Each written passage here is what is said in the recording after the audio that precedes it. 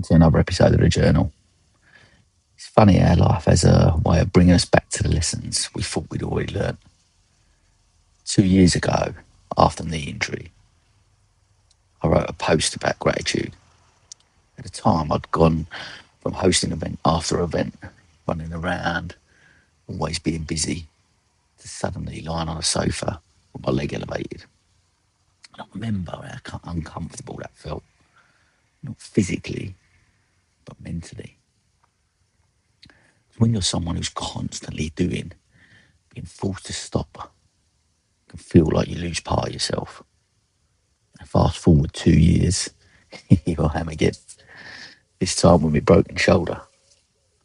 Not able to swim, not able to play football, not able to train how I want to. But there's been some moments where I catch myself thinking, I wish I could. Can't wait until. But recently something shifted. Maybe it's because of the incredible weather we're having. Maybe it's because I live by the sea. Maybe it's because life keeps teaching me the same lesson until I finally listen. Instead of focusing on everything I can't do, I started noticing everything I still can. I can still walk to the beach. I can still stand in the sea. I can still feel the water around my legs. I can still do yoga.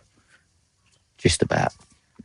Even if it does look a little bit different. I can still meditate. I can still breathe. I can still spend time with the twins. Still record this podcast. I can still work on a mission that means the absolute world to me. And that's the thing about gratitude. It doesn't change your circumstances. It changes where your attention goes.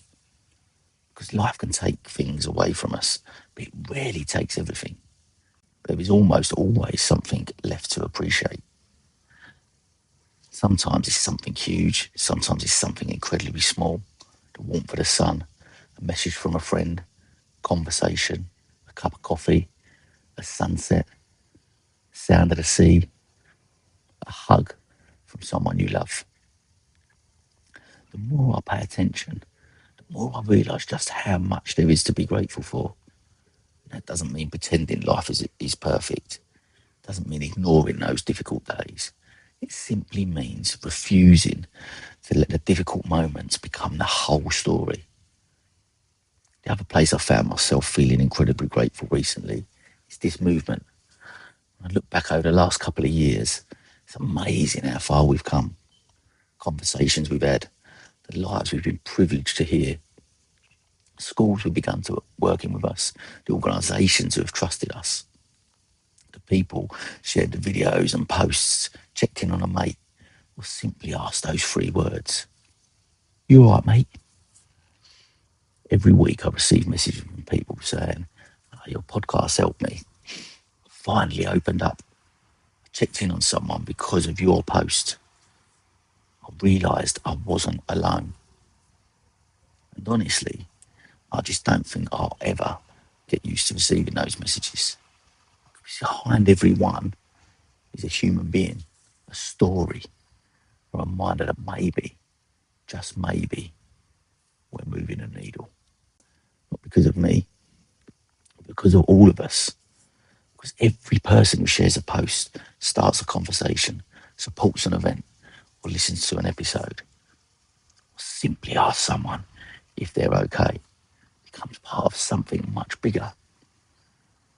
So this week, I just wanted to say thank you. Thank you to every guest who trusted me with their story, every listener who's given up their time, every organisation that believed in what we're trying to build, every person who supported the mission, and every single one of you continues to remind me why this work matters. Lately, I've realised something. Gratitude doesn't ask us to ignore what's missing. It simply reminds us not to overlook what's already here. Because sometimes the quickest way to change your life isn't to change your circumstances. It's to change what you're paying attention to. When I focused on everything I couldn't do, I felt frustrated. I started noticing everything I still could. I felt grateful. Same shoulder, same recovery, same life, just a different place to put my attention.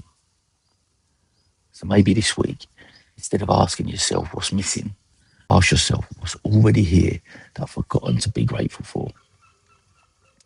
Because sometimes the smallest moments become the biggest reminders. Until next time, take care of yourselves. Don't forget, check in on someone. Because those 3 words, "you're all right, mate," really could change a life.